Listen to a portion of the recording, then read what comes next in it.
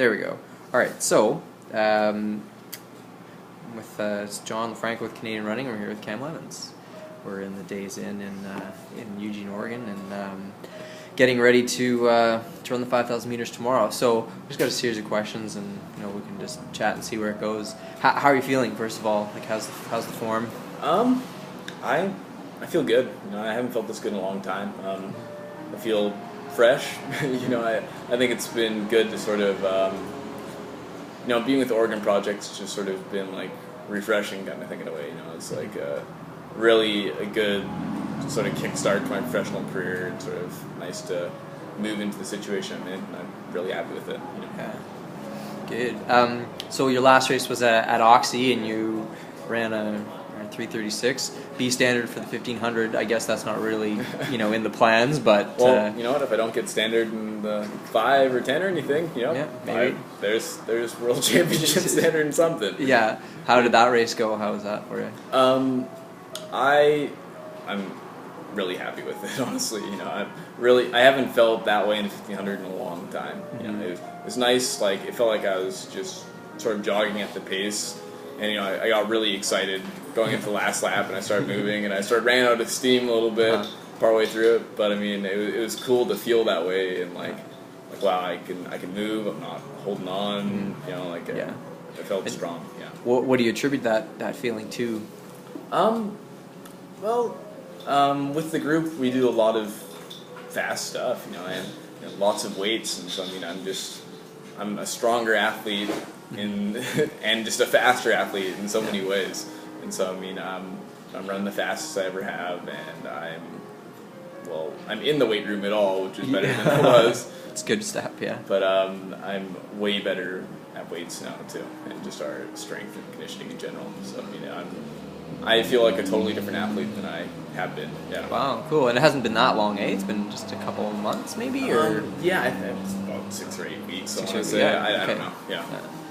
Cool. So, would you say that, in terms of the volume of training that you were doing before, is it maybe about the same? You just maybe swapped out some mileage for some time in the weight room, and that's definitely how I look at it. I'm doing exercises 5 times a week kind of thing for.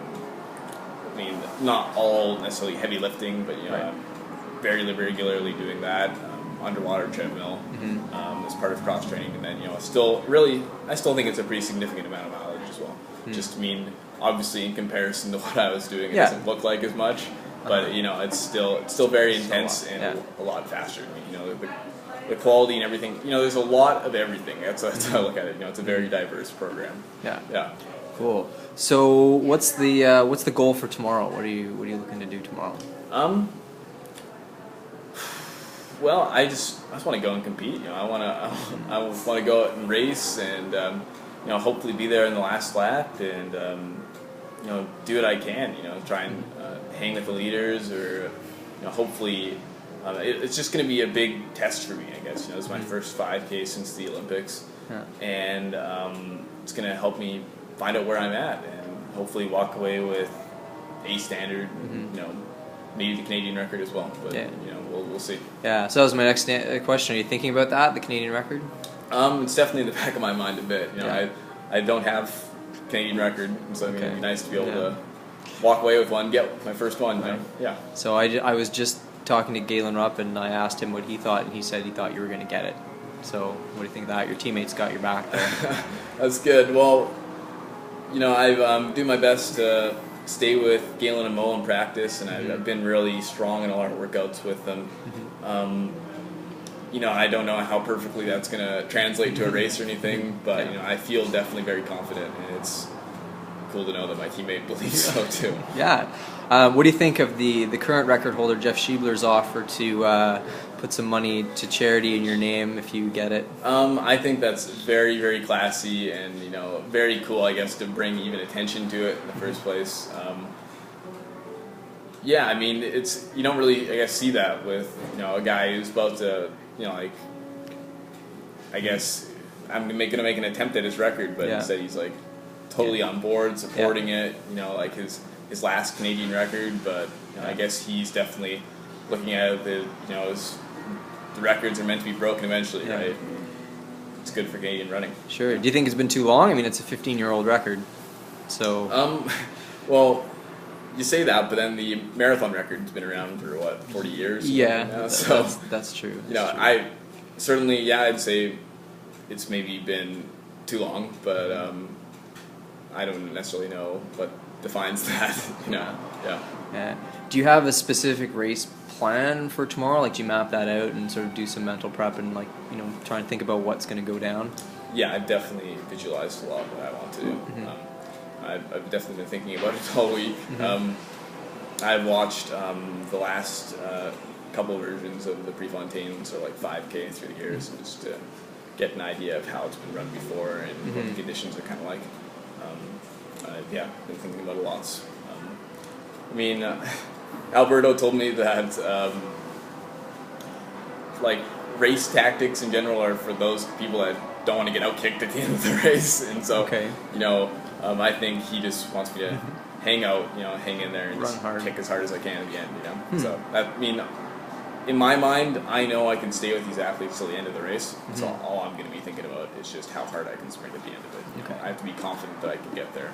And you know, if I'm just thinking about hanging on for dear life, I'm going to get to the end of the race and be like, okay, you know, I did what I was supposed to, instead of like, okay, you know, this isn't over yet, it's time to move. Right. Yeah. So get on. So I told the guy that I coach sort of a similar situation where he was going to be in a 5K with some guys faster than him, and it was basically get on the train, ride the train, and then try and lead the train into the station. Yeah, exactly. So yeah, no, you definitely have to be confident that you're going to do that. You know, you can't have any doubt. No. Cool. So speaking of that, was there a key workout you've done recently that's sort of given you confidence going into this that you're ready to perform at 5K, since it's been so long since you've raced? I definitely, all the workouts I've been doing are the fastest I've done them. You know, we sort of come back to certain key workouts over and over again. I don't know if anything I've done necessarily like it's like, oh, this is a predictor for this sort of 5K or anything.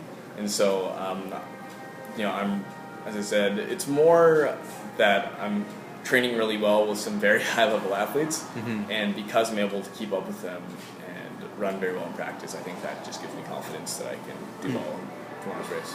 Cool. So what stage of training are you at now? Because obviously the goal for this year is Moscow. So what how are you kind of planning to arrange, or maybe how is Alberto planning to arrange the rest of the season after this? Like, have you, come down a bit for this and then you're going to build up, or what's the rest of the summer going to look like? We haven't hit our really hard period of training yet. Okay. You're kind of right. We're coming back down a little bit for this still, because especially me, with now having U.S. trials, you know, Canadian trials are sort of a bit different. At least, you know, if we had 3 people with standard in an event, you know, in the distance events, that would be incredible in itself. Yeah. And so, as long as to an extent, I can keep training through, and so my training block can maybe be longer. As I said, I don't know exactly what Alberto has been planned, but I know training is going to get quite a bit harder after this, for sure. Okay. Or we're going to get into some pretty serious stuff, I think, yeah. Other than Moncton, are there more races kind of on the schedule before Moscow? Definitely some Diamond Leagues. I've looked at, I think, Monaco, maybe London after that. And those are pretty far away. I'm still trying to figure out if I want to fill in anything else. Whether before Canadian Nationals or just afterwards. I'm getting married on July 1st, and so congratulations. Yeah, thank you very much. Canada Day too. That's good. Exactly. Yeah, out in Victoria. And nice. Is that where your fiance is from? Actually, I just have a lot of family there. I'm from just up island.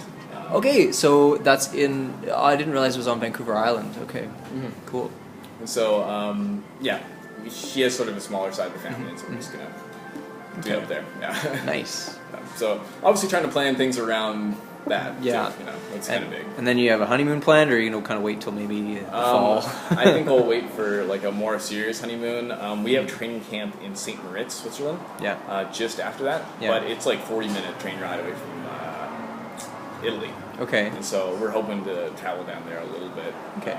During training.